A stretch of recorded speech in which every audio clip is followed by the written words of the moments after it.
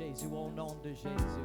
Nous allons continuer à louer Dieu avec le choral. Vous pouvez rester debout. Si vous êtes fatigué, vous pouvez vous asseoir. Mais permettez que ce cantique prépare votre cœur afin de recevoir la parole de Dieu et vous faire entrer dans la plénitude de sa présence aujourd'hui. Que le Seigneur vous bénisse.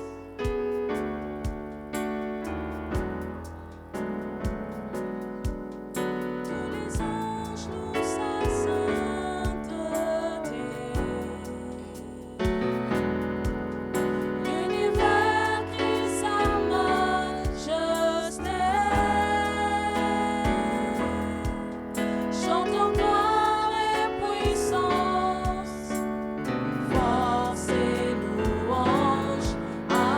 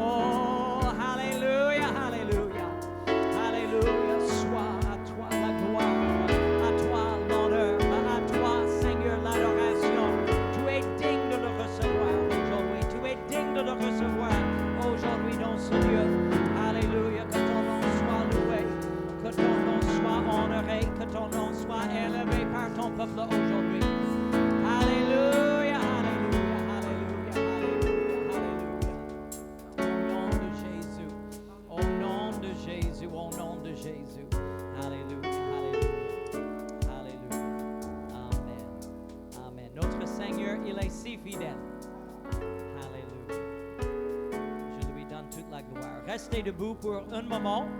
Nous avons une lecture biblique et puis je vais entrer immédiatement dans notre message. Je vais lire en Ézéchiel chapitre 37 et je vais lire les premiers 10 versets. Le prophète, à son propre sujet, a écrit: La main de l'Éternel fut sur moi, et l'Éternel me transporta en esprit, et me déposa dans le milieu d'une vallée remplie d'ossements. Il me fit passer auprès d'eux, tout autour, et voici, ils étaient fort nombreux à la surface de la vallée, et ils étaient complètement secs. Il me dit: Fils de l'homme, ces eaux pourront-ils revivre?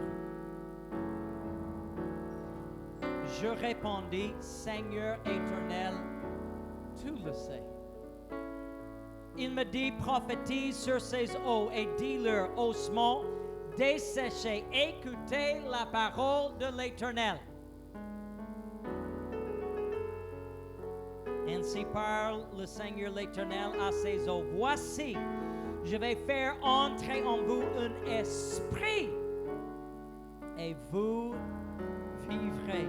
Je vous donnerai des nerfs, je ferai croître sur vous de la chair, je vous couvrirai de peau, je mettrai en vous un esprit et vous vivrez. Et vous saurez que je suis l'Éternel. Et l'homme de Dieu, encore à son propre sujet, raconte l'histoire. Je prophétisais selon l'ordre que j'avais reçu. Et comme je prophétisais, il y eut un bruit. Et voici, il se fit un mouvement et les eaux s'approchaient les unes des autres. Je regardais, voici, il leur vint des nerfs, la chair crue et la peau les couvrirent par-dessous. Mais il n'y avait point en eux d'esprit. Il me dit: prophétise et parle à l'esprit. Prophétise, fils de l'homme, et dis à l'esprit. Ainsi parle le Seigneur l'Éternel. Esprit, viens des 4 vents. Est-ce que vous pouvez le déclarer avec moi? Esprit, viens des 4 vents. Encore.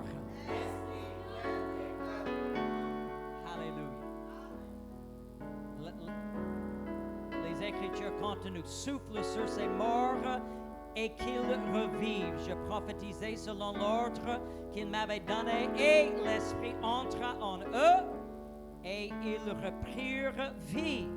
Et ils se tinrent sur leurs pieds. C'était une armée nombreuse, très nombreuse. Mon sujet que vous venez de déclarer est simplement cela. Esprit, viens des 4 vents. Est-ce que nous pouvons prier ensemble aujourd'hui pour que l'Esprit vienne des 4 vents?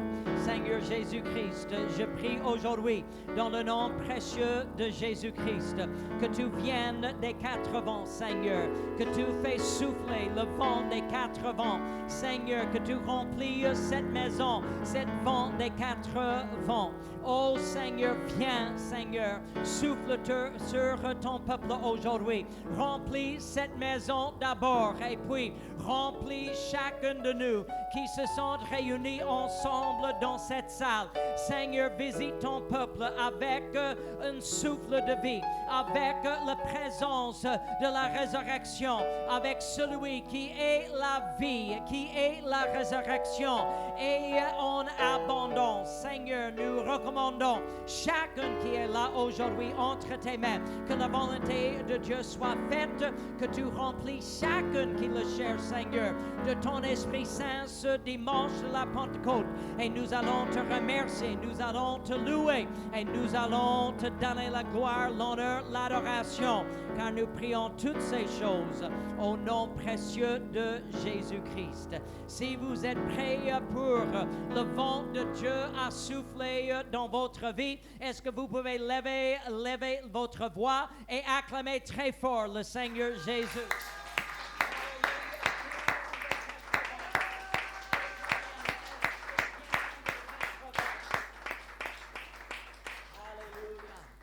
Amen. Que le Seigneur vous bénisse. Vous pouvez vous asseoir au nom de Jésus. Nous lisons dans cette histoire d'Ézéchiel un miracle que même le Seigneur Jésus-Christ, pendant son ministère à terre, n'a jamais achevé, n'a jamais accompli. C'est un extraordinaire, vraiment, qui dépasse notre compréhension, mais je crois que Dieu l'avait fait à travers de son serviteur Ézéchiel. Quand je lis cette histoire, je me pose beaucoup de questions parce que je ne peux pas même imaginer cet spectacle devant mes yeux. Je pose premièrement la question, d'où se trouve cette vallée remplie des ossements?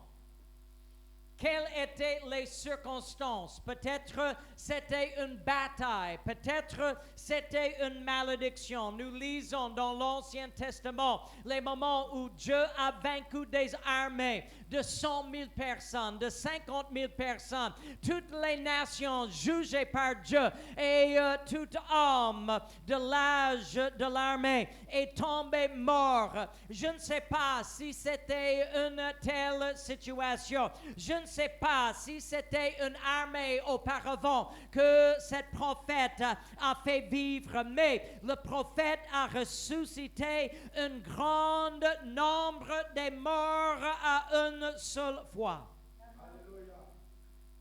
Mais ce n'était pas comme les autres résurrections des morts, parce qu'il n'a pas commencé avec un cadavre qui était là depuis un jour.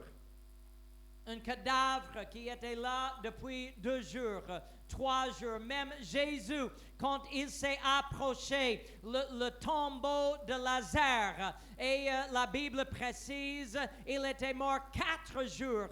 Et les pharisiens étaient étonnés parce que selon les traditions juives, si une personne est morte après 3 jours, l'âme sort et l'esprit sort et maintenant la résurrection n'est plus possible.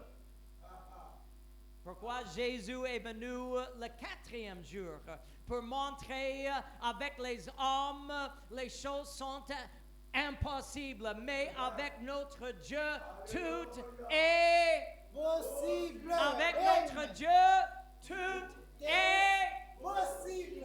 Amen. Et parfois dans ma vie, j'ai prié pour les malades et j'ai aussi, dans certaines situations, prié pour les morts. Mais je vous assure, aujourd'hui, je n'irai pas à Saint-Lazare à côté et commencer à circuler et trouver la date le plus ancienne parmi les tombeaux. Et je vais dire, voilà un bon lieu pour un miracle. Parce que d'abord, peut-être je n'ai pas la foi. Peut-être vous n'avez pas la foi. On n'est pas là pour juger notre foi, mais simplement pour dire que je comprends un peu les limites de ma foi. Mais imaginez-vous, notre Dieu a conduit le prophète jusqu'à une telle situation, entouré par une vallée remplie des ossements secs.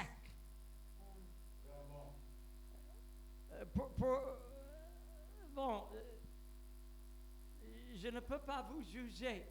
Et je vous prie à ne pas me juger. Mais je ne sais pas si j'ai la foi.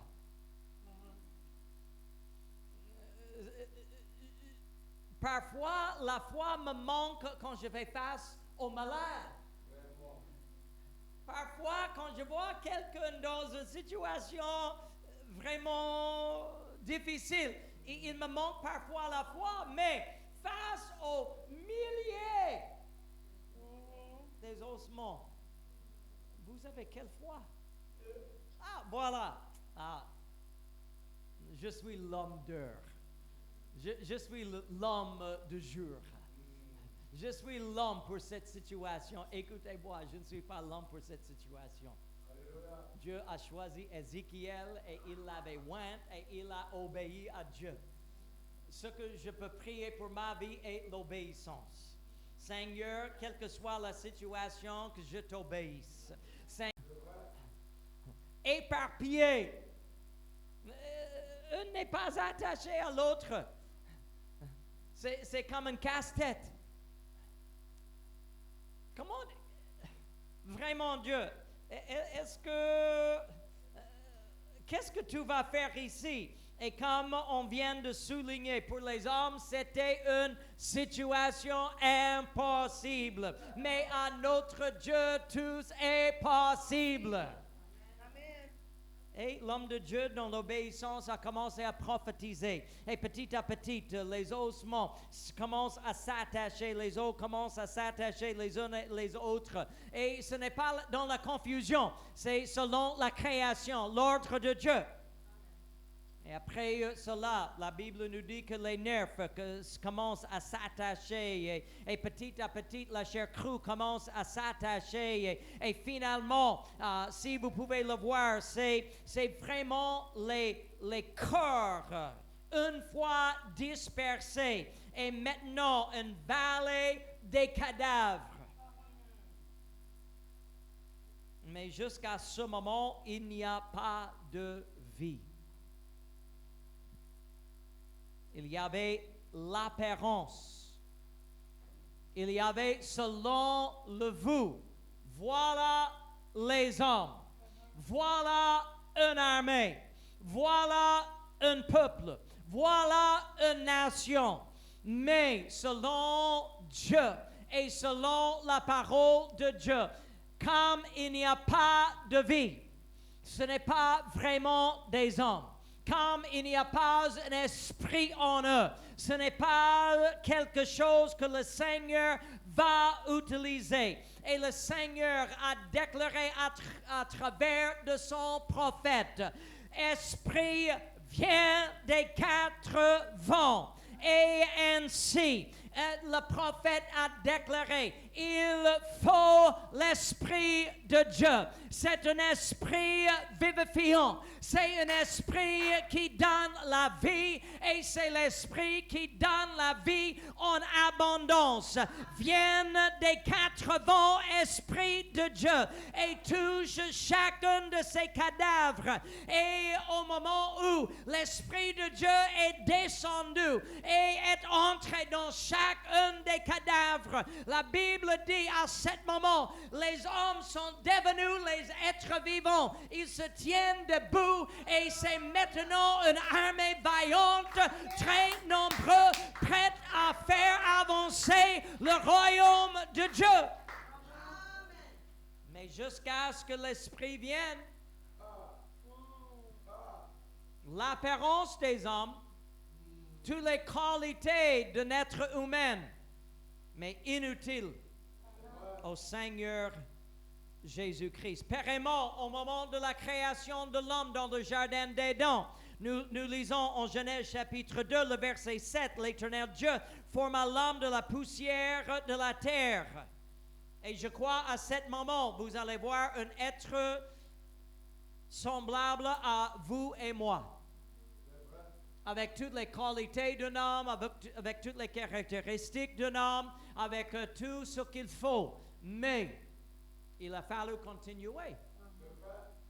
Et Dieu a soufflé.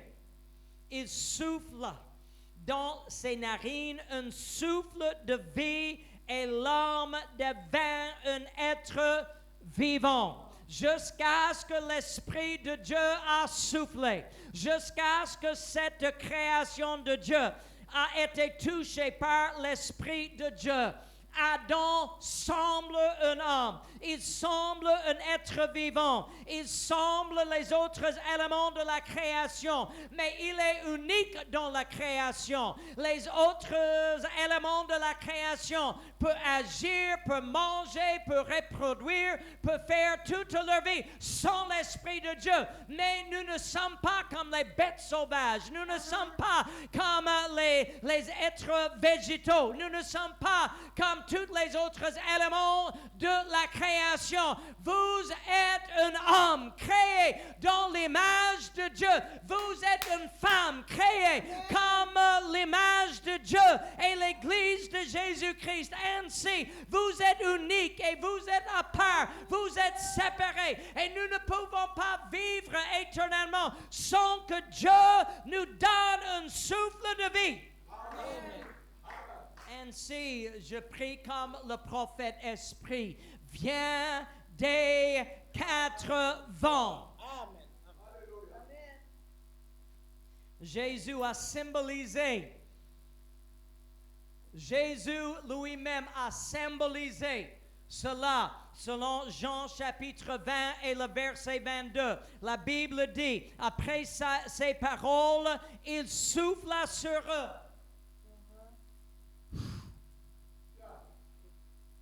Et il leur dit, recevez le Saint-Esprit.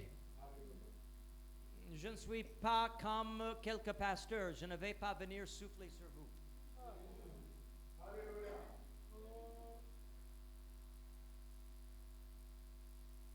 Et après le souffle, il faut tomber obligatoirement.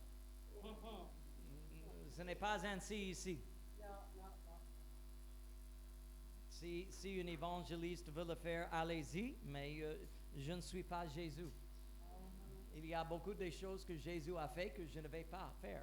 Je ne vais pas cracher sur vous. Mais Jésus a le droit à le faire.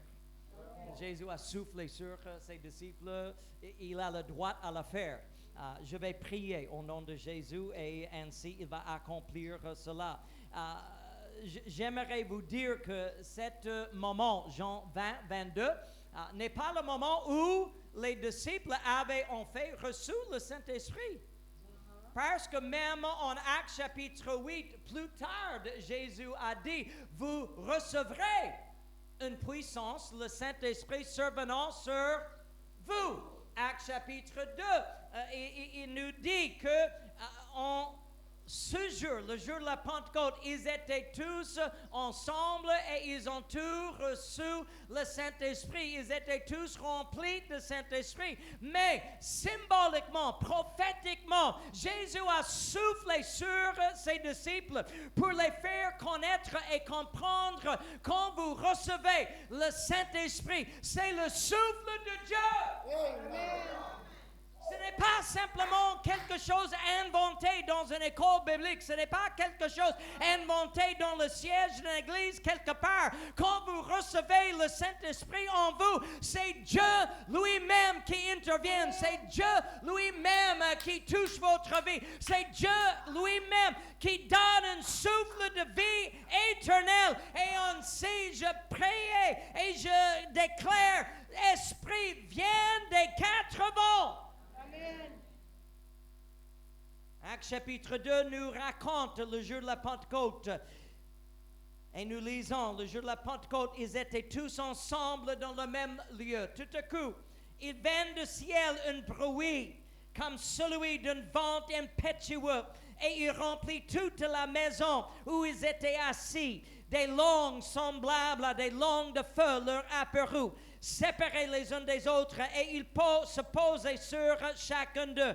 Et ils furent tous remplis de Saint-Esprit et se mirent à parler en d'autres langues selon que l'Esprit leur donnait de s'exprimer.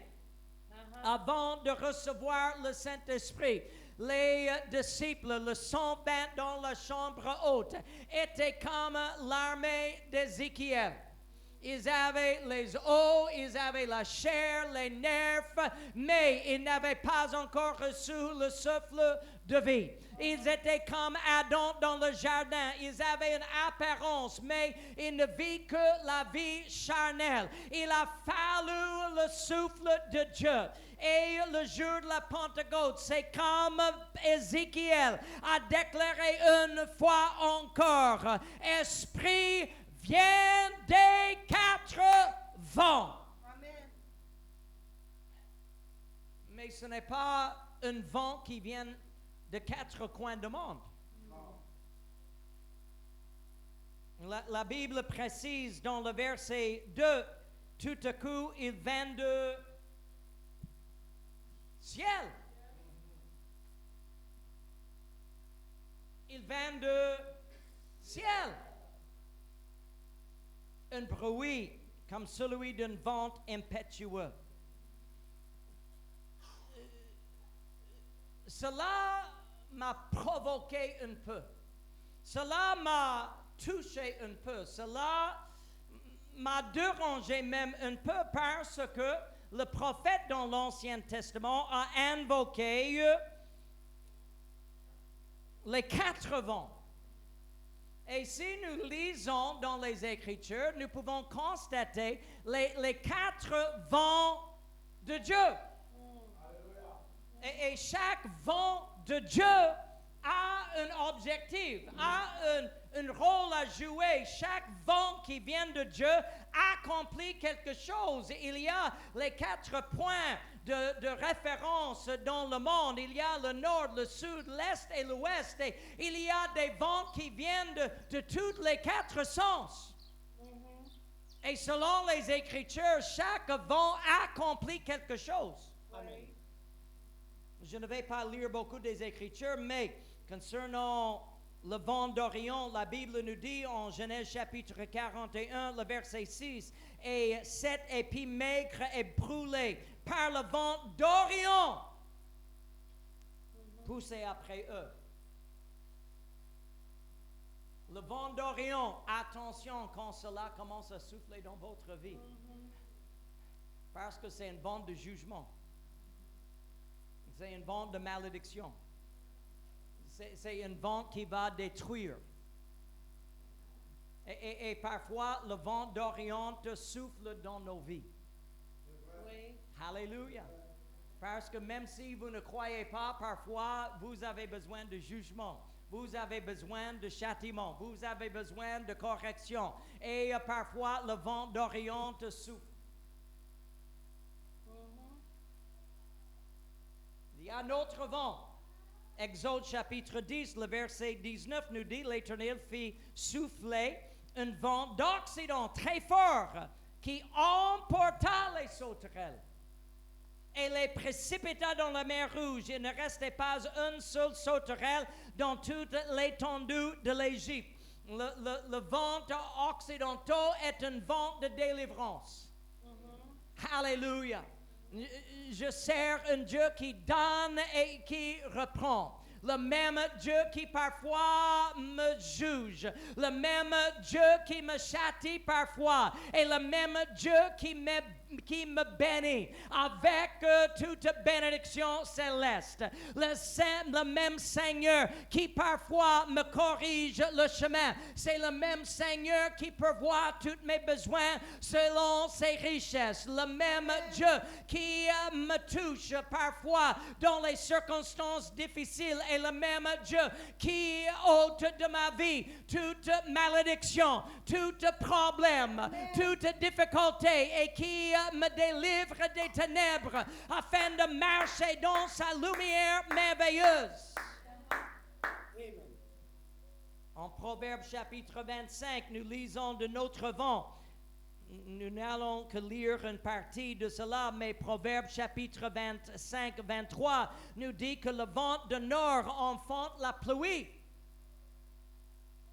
C'est un vent qui fait croître la moisson, qui prépare la terre pour le sémence, qui permettent la terre à pousser les arbres, les plantes, et finalement qui va créer les circonstances dans lesquelles nous pouvons avoir les fruits de la terre. Le vent de nord est un vent qui nous donne et nous amène vers le réveil, vers la moisson, vers l'agrandissement, vers la croissance au nom de Jésus.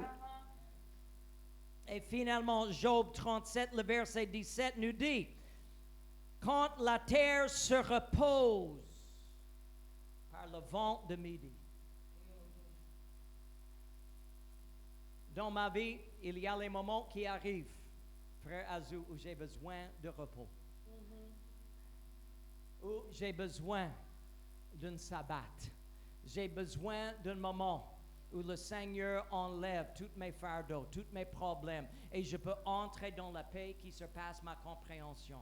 Où j'entre dans le moment où Jésus est vraiment pour moi le prince de la paix. Dieu a promis dans l'Ancien Testament un repos pour le peuple de Dieu. Mais cet repos n'arrive pas avec le sabbat. Cet repos n'arrive pas avec l'établissement du pays d'Israël. Cet repos n'arrive pas en entrant dans la terre promise. Cette promesse ne se réalise pas avec l'arrivée d'un tabernacle et avec l'arrivée d'un temple. Mais le jour de la Pentecôte, avec le souffle de Dieu qui vient de l'Éternel, qui viennent du trône de Dieu, le moment où les disciples, les apôtres et même le moment où vous et moi, nous recevons le Saint-Esprit, nous allons entrer dans un repos que Dieu seul nous donne. Esprit vient des 4 vents. Seigneur, je reconnais que quelques-uns parmi nous aujourd'hui, nous ne voulons que le vent d'Occident.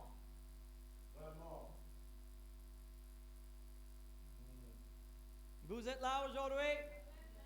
Vous êtes là aujourd'hui? Vous ne voulez que le vent d'Occident, parce que ça c'est le vent des bénédictions. Mais vous avez besoin de beaucoup plus que le vent d'Occident. Quelques-uns ne veulent que le vent de midi pour se reposer. Et il y a les gens aujourd'hui qui ont besoin de repos. Mais écoutez-moi, Ézéchiel, il a invoqué tous les 4 vents, sachant que si Dieu va donner la vie, si Dieu va créer de ses ossements une armée nombreuse et puissante, il faut tous les 4 vents, pas seulement un vent de jugement, pas seulement un vent de délivrance et bénédiction, pas seulement un vent qui fait croître la moisson, pas seulement un vent de repos, mais nous avons besoin des 4 vents de Dieu. C'est la raison pour laquelle tout à coup le jour de la Pentecôte, il vient du ciel, pas un vent de l'Occident, pas un vent de l'Orient, pas un vent de nord, pas un vent de midi, mais il vient du ciel. Tous les 4 vents ensemble descendent et remplissent la maison de Dieu où ils étaient assis, les disciples de Jésus, et ils furent tous remplis de Saint-Esprit. Et ma prière aujourd'hui est simplement ceci: Esprit, viens des 4 vents. Nous avons besoin de totalité, de la vie que Dieu veut que nous recevions. Et ainsi, nous devenons héritiers de la vie éternelle. Nous devenions héritiers de l'abondance, la bénédiction, même la correction de famille de Dieu. Jésus a déclaré, je suis la résurrection et je suis la vie. Et nous comprenons en recevant le Saint-Esprit, c'est Christ en nous. Amen. Quand je vois beaucoup de gens aujourd'hui, nous ne voyons que les ossements qui marchent. Un aveugle a dit, je ne vois que les arbres qui marchent comme les hommes. Nous voyons les êtres qui bougent, les êtres qui parlent, les êtres qui ont une vie charnelle, mais sans l'Esprit de Dieu. Dans les yeux du royaume de Dieu, il n'y a pas de la vie. Que Dieu envoie dans cet lieu. Esprit, viens des 80. Dieu veut aujourd'hui que vous ayez la vie en abondance et la vie éternelle par son Esprit Saint. Amen. Au nom de Jésus. Est-ce que vous pouvez lever vos mains ensemble avec moi dans la maison de Dieu? Et est-ce que vous pouvez commencer à invoquer le vent de Saint-Esprit dans votre vie? Alléluia, alléluia, alléluia. Au nom de Seigneur Jésus, au nom de Seigneur Jésus, au nom de Seigneur Jésus. Alléluia, alléluia, alléluia, alléluia. Au nom de Jésus, au nom de Jésus, au nom de Jésus. Oh, Esprit, viens des 4 vents aujourd'hui. Remplis cette maison d'un vent qui vient des cieux. Oh, remplis cette maison, Seigneur, un vent qui vient de ton trône. Oh, Seigneur, tous les vents de Dieu, oh, qu'ils soufflent au milieu de ton peuple aujourd'hui. Qu'ils soufflent au milieu de ton peuple aujourd'hui. Alléluia. Est-ce que vous pouvez commencer à invoquer le nom de Jésus sur votre propre vie? Oh Seigneur, regarde-moi Seigneur. Oh, regarde-moi. Simplement des ossements attachés. Seulement, oh, un être charnel. Mais aujourd'hui, j'ai besoin de la vie. J'ai besoin de ton esprit. J'ai besoin d'un souffle qui vient du ciel. J'ai besoin d'un souffle qui vient du trône de Dieu. J'ai besoin d'un souffle, oh, spirituel dans ma vie, dans mon être. Alléluia, alléluia, alléluia. Au nom de Jésus, au nom de Jésus, au nom de Jésus. Alléluia, alléluia. Est-ce que tout le monde peut se lever dans la maison de Dieu aujourd'hui? Levez-vous dans la maison de Dieu aujourd'hui. Levez vos mains, levez votre voix et commencez à invoquer le vent de Dieu, à souffler dans votre vie. Alléluia, alléluia, alléluia. Nous sommes là aujourd'hui où le vent de Dieu va souffler. Alléluia. Laissez-moi vous dire quelque chose. Laissez-moi vous dire quelque chose. Quand vous êtes chez vous et le vent souffle, si vous fermez les portes et vous fermez les fenêtres, le vent ne va pas vous toucher. C'est ainsi avec nous aujourd'hui dans la maison de Dieu. Vous pouvez fermer les fenêtres et vous n'allez pas sentir ce que les autres vont sentir. Vous pouvez fermer les portes de votre vie, mais vous n'allez pas sentir ce que votre frère et votre soeur à côté vont sentir. Maintenant, par la louange, nous allons ouvrir nos fenêtres. Par la louange, nous allons ouvrir toutes les portes de notre vie. Et nous invitons le souffle de Dieu, le vent de Dieu commence à souffler dans nos vies, en nous touchant, en nous transformant, oh, en nous donnant la vie, en nous donnant, oh, l'espérance au nom de Jésus.